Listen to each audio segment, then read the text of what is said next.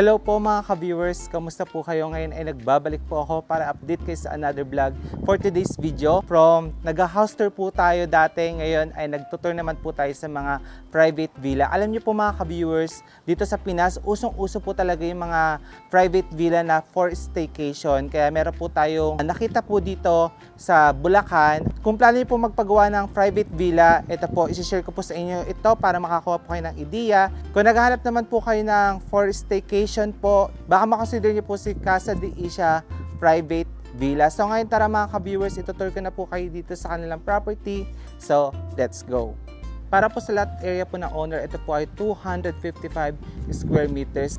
And ang mga ka-viewers ay pasok na po tayo sa Casa de Asia Private Villa.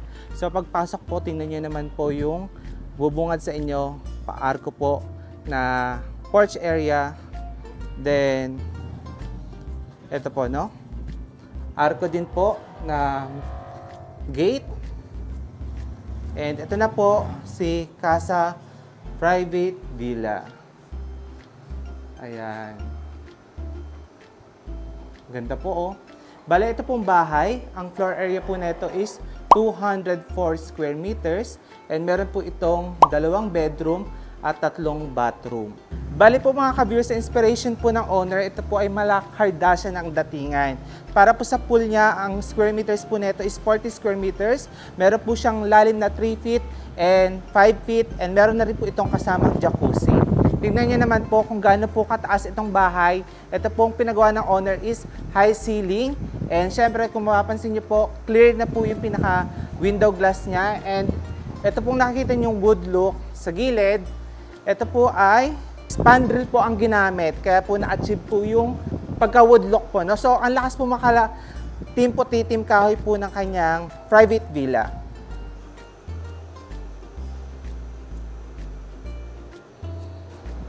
Ito po yung kabuang itsura po ng villa. Ayan. So, talagang perfect po pang pamilya. Halos lahat po ng ideya dito mga ka-viewers ay Pinterest lang din po at syempre dun sa naging inspiration po ng owner nung pumunta siya ng Bali. Pasok na po tayo sa loob po ng villa. So, sliding po ang main door. Tara!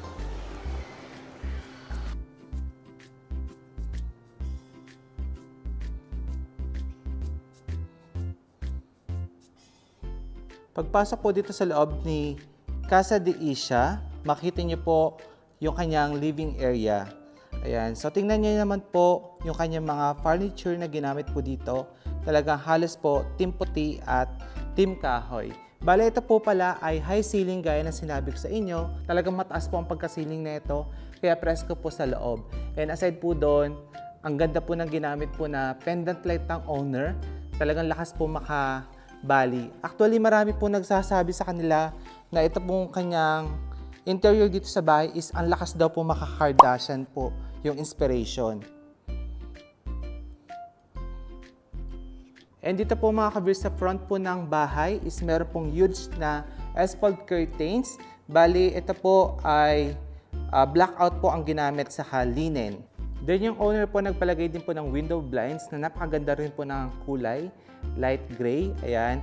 Ang maganda po dito sa bahay ng owner is direct sa sunlight, kaya po maaliwalas tingnan po yung loob ng bahay. Anyway, dito po, ang ganda po ng kanyang background ng TV, may pa-architect po na syempre may touch pa rin po ng pagka-wood look. And itong duyan is very familiar kasi nag-vlog na po tayo neto. Then meron po siya dito mga nilagay na mga natural plant, kaya nakadagdag po ng gandang vibes dito sa loob po ng villa. And ito po, napakaganda rin po ng mirror ng owner. Naka-indicate po dyan yung pangalan po ng villa, Casa de Asia Private Villa.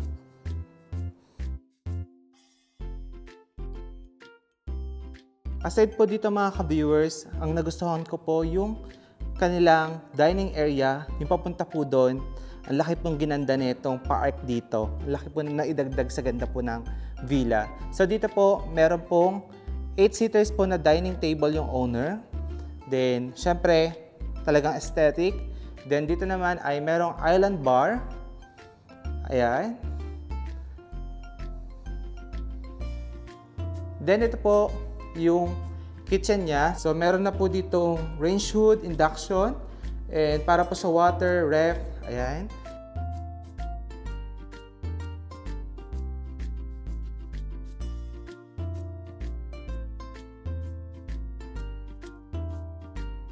Talaga napansin ko po dito sa bahay ng owner, hindi po talaga nawawala yung pa-arko po, kaya talagang nasusunod po yung peg po niya, no? Kasi gaya niyan may arc, tapos may arc po din doon. Ayun. Then dito naman po, sa area nito ay merong common bathroom. Ayan. Ito po si bathroom number 1.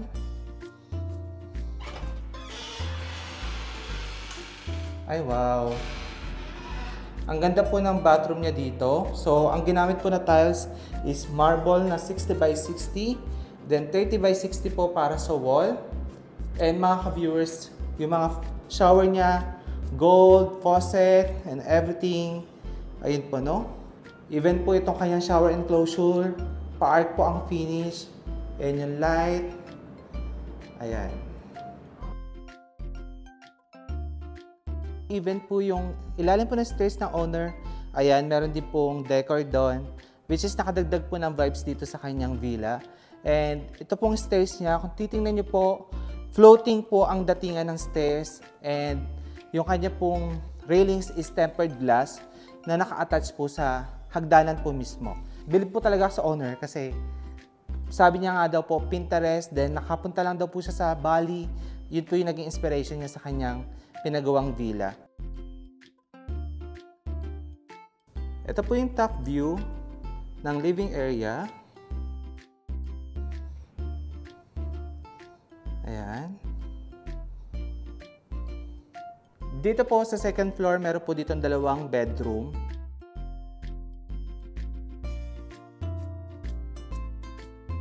So tara, pasok po tayo kay bedroom number 1. Ay, wow, aesthetic din dito. Yung room po ng owner is maluluwag. Bali, meron po siya ditong double deck and meron pa po itong pull out. Tapos sa gitna po, may stairs going po sa taas ng double deck. Ito po yung other angle ng bedroom. In fairness po, yung tiles po na ginamit ng owner dito, napakaganda po. Matte finish po siya na 60 by 60. And dito naman po tayo sa bedroom number 2. Dito po ay may twin bed. Ayan. So, team puti, team kahoy din. And meron siyang ceiling fan.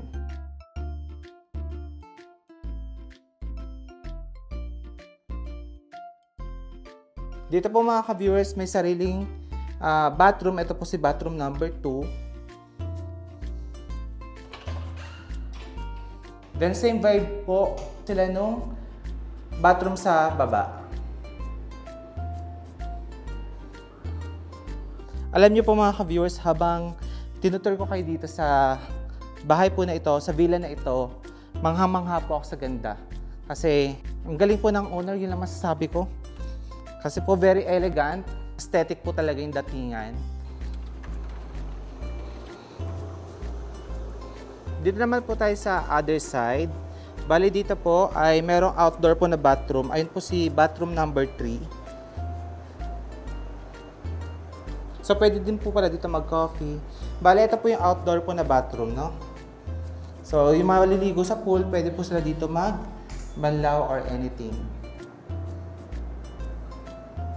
Then ito naman po mga ka-viewers, yung kanilang auxiliary kitchen. So dito po kayo pwede mag-prepare ng mga food kung plano niyo po magluto sa villa. Ayan, then pwede rin po kayo maka-order sa kanila if ever pong plano niyo mag-staycation. Dito po sa auxiliary kitchen, meron din po ditong recreational area nila. Oh. Dito po mga ka-viewers, pwede kayong maglaro ng bilyar. Ayan, then meron po dito mga table games. Ayan po, no? Imagine kahit po yung bilyaran, team puti, team kahoy. And po mga ka-viewers, ang pinagawa pong private villa po ng ating subscribers from Bulacan. Ngayon po, kung plano niyo po mag-staycation dito kay Casa de Isla, ilalagay ko po sa link ang kanila pong Facebook para po makapag-inquire po kayo sa rates at ayun po, matry nyo po itong staycation nila, no? So mga ka-viewers, sana po meron kayo nakuha idea na naman sa vlog po natin and sana po ay na-inspire po kayo sa pinagawa po ng owner kasi ako po talaga, to be honest, na-inspire po ako. Mas gusto ko na talaga magpagawa ng sarili ko ding private villa, ganon. Again, maraming salamat po sa pananood. Ingat po kayo and God bless. Bye-bye!